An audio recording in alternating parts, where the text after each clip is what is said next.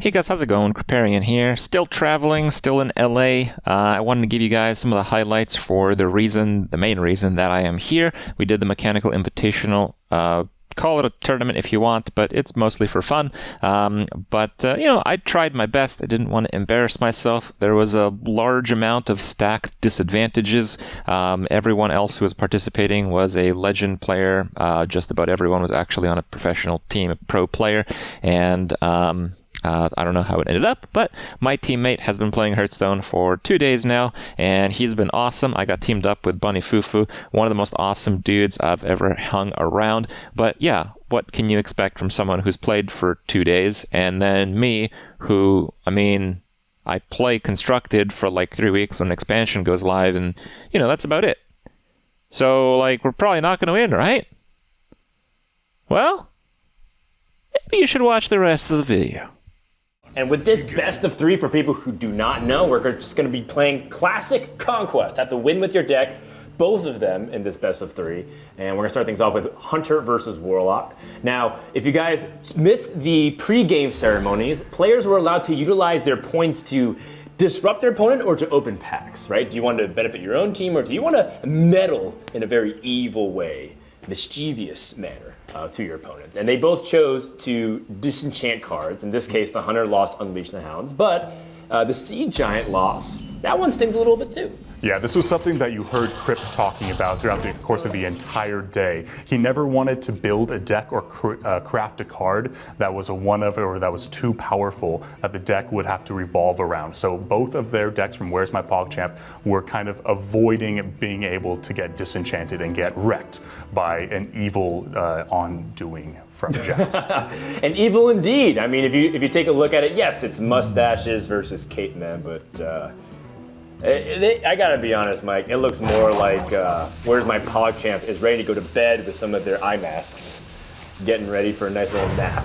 Yeah, it's almost like this half sleepy, half hero, half Where's My eye holes. There's a whole bunch of different things that you can call Where's My PogChamp, but Josto, on the other hand, reoccurring villain, I think is exactly what they look like right now. Are they? Or are they trying to enter a Charlie Chaplin lookalike contest and losing very badly?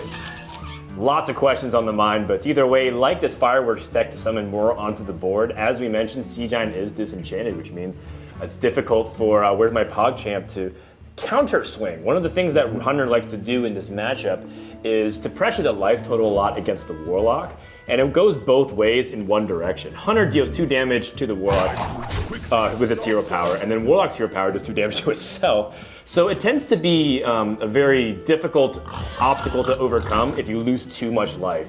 So that's why, as much as Kripp and BunnyFuFuu on Where's My PogChamp, they're going to want to establish a big board and take some time to do it, but they can't take too long. Definitely, especially when it comes to Jost's tech inclusions now. They have things like Explosive Trap and Mossy Horror. So even if they do get behind, and something that Where's My PogChamp is trying to target by getting rid of the Hounds, not only kicking the Hounds out, but disenchanting them. So now they have ways of fighting back for the board if they do get behind, but they're also ahead of the board right now, which is exactly where they want to be. Yeah, Unleash the Hounds is oftentimes a comeback card. It's not always the case. But you don't need that comeback card if you're always ahead. And so by going first on the play, having that 1-mana minion, having that 2-mana minion, just to show you the power within having that synergy there. Now, very importantly, this Replicating Menace actually can magnetize. And Team Joust has the ability to trade into this Evil Genius or just press damage. However, they don't have the most aggressive hand. In fact, they have a very reactive hand. That's kind of the tricky balance that they have to evaluate here. Yeah, the magnetic on the Mecharoo is definitely something where that 4 attack is just begging to go face when you're Hunter. Just smork down the Gul'dan, feels good. And now, Where's My PogChamp? Gonna roll some dice. Oh, this throw is some classic Hearthstone. The lackeys and the knives. Trying to shut down these microbots. Get both of them? Can they land one more? Another one. Man, I want a mustache like Knife Juggler, the talent on his sniping skills and the stash. He can be in my League of Evil any day. Yeah, isn't this kind of a betrayal situation? Knife Juggler with the mustache should be rooting for Team Joust, but ends up wiping everything. Although I will say that getting the Ancient Watcher hurts a lot, and this Explosive Trap will stop a Grim Rally push. Where's my PogChamp's also at 15 life? This is actually not a great situation for the Warlock, despite it being very far ahead on board. And that Grim Rally normally is a good draw, but that Explosive Trap, Mike, is going to shut everything down. Yeah, and they know it's Explosive Trap. This is something that was teched in late. They know exactly what secret this is. So even with the Grim Rally play, this is not going to be able to do anything for Where's My PogChamp. They're going to just have to tank this damage or somehow possibly wait for a second Grim Rally, but that seems way far-fetched. If they're going to look for a second Grim Rally, I would suggest looking for it very soon, even this turn with the Solarium to help you dig deeper through your deck. But here's the caveat to it, they don't have to attack. A lot of people feel like, oh my gosh, I have so much power on board, they have a secret, I need to proc that secret as fast as I can. I think time's on your side. Plus, Cheeky Ankle Biter, if that does get buffed, will be their comeback mechanic. Juggler and Voidwalker here are also viable options, so that way he can at least get those minions on the board and stay alive. Yeah, so here we got they're playing Knife Juggler and Voidwalker. So this is something where they're obviously not going to attack. They're going to try to build a strong board. Yes. Are they? Well, they can also not attack here. But I mean, the Knife Juggler will get damage in. Yeah. The key is they just can hold and wait. And that's where the Unleash the Hound's removal really stings. Although this Mossy Horror on 6 will wipe half the board, which is still a very effective comeback tool here for Team Jost. Yes, they're just killing off things that would die from Explosive Trap anyways, but they need to make sure that there's not that second Grim Rally to punish them. Otherwise, this can be a very disastrous scenario. Definitely. That Solarium play, getting the 2 minions that would survive the Explosive Trap after getting buffed, is exactly what Where's My PogChamp was looking for. This board, even though half of it will die to Explosive Trap right now, this is exactly where they want to be. This is looking good. And if anything gets put on the board on Joseph's side, Lifesteal coming out from the Cheeky Ankle Biter.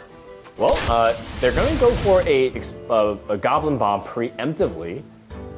And this will hopefully stop the Knife Juggler from attacking them directly, but this still allows the Cheeky Ankle Biter to trade in and offset that bomb damage. In fact, they net 1 health here. They go up to 14.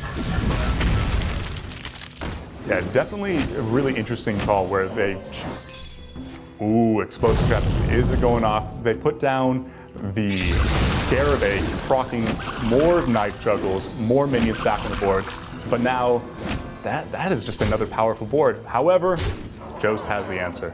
They have the answer through the Mossy Horror. In fact, I think Kripp is cognizant of it. They life tap in a Grim Rally.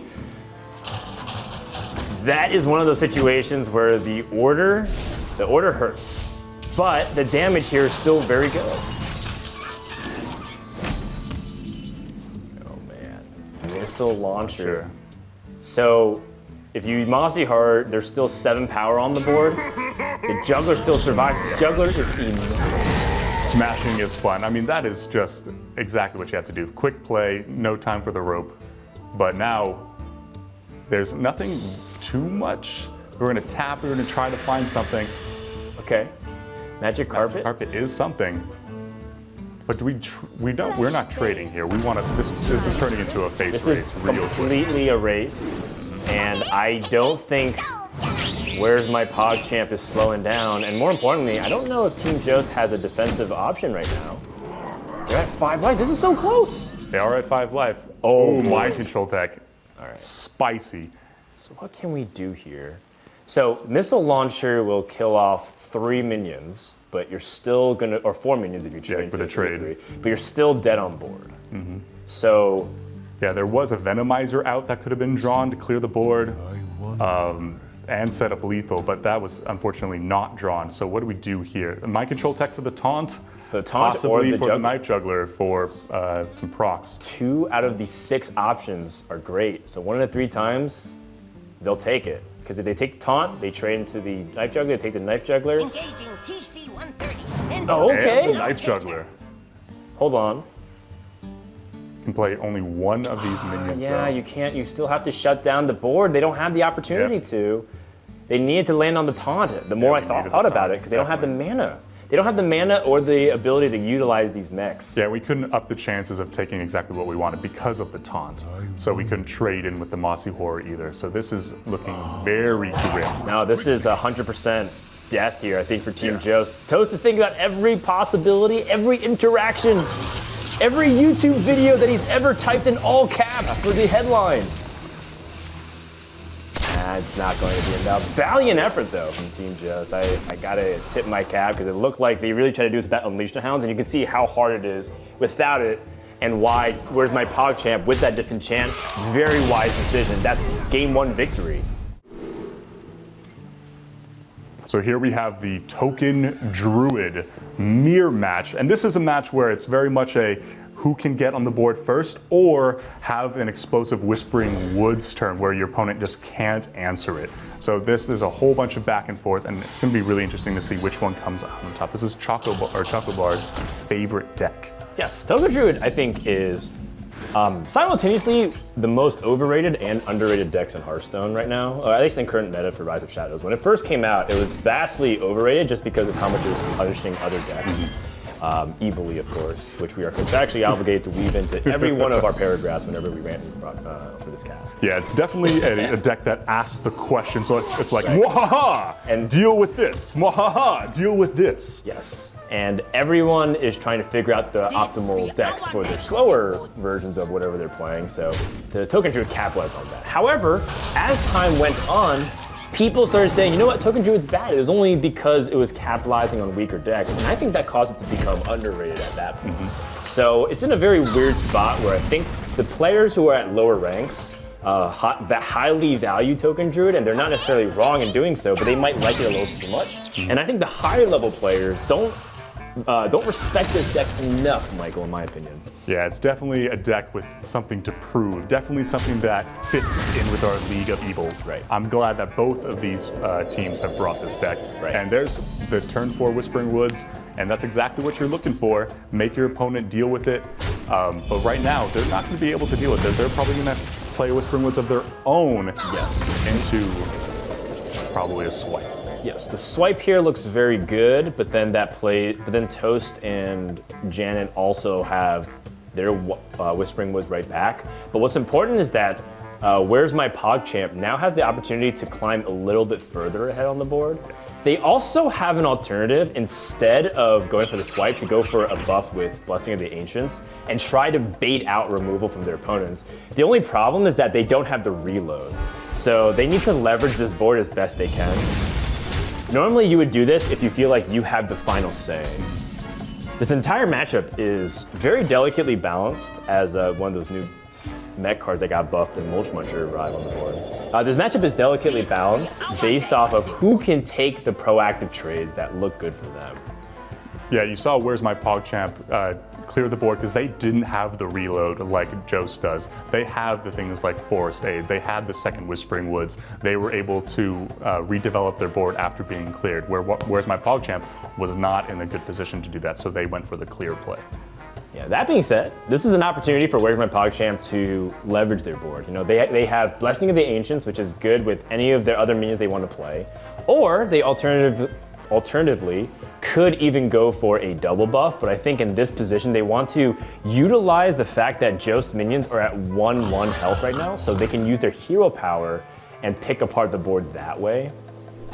But looks like instead they're just going to utilize the board presence with the Hogsteed, which is very similar. And in fact, I like this play even slightly better. So this is a good spot here by BunnyFuFuu and Kripp to optimize their play further. And even though it's not as resource efficient because they can use their hero power, it's much more board tempo by having that extra 2/2. Yeah, the minions, when a couple minions stick on the board when you're Token Druid for a few different turns, you basically know, especially if they're 1 health like these Wisps were, you know that your opponent doesn't have a swipe. So this is something where they can take the value trade, keep their board strong, and they have all the buffs in hand to be able to kill their opponent out of nowhere. Yep. And perhaps why Jost without that swipe already behind, and that's something you got to feel for them. You know, they don't have the swipe to get the initiative. If they did, they'd be getting pretty far ahead back on board, and Where's My PogChamp would be left picking up the pieces. So in this position, Mike, what do you think? Are they developing as big as they can, or are they just like trying to squeeze in the hero power to try to be more efficient?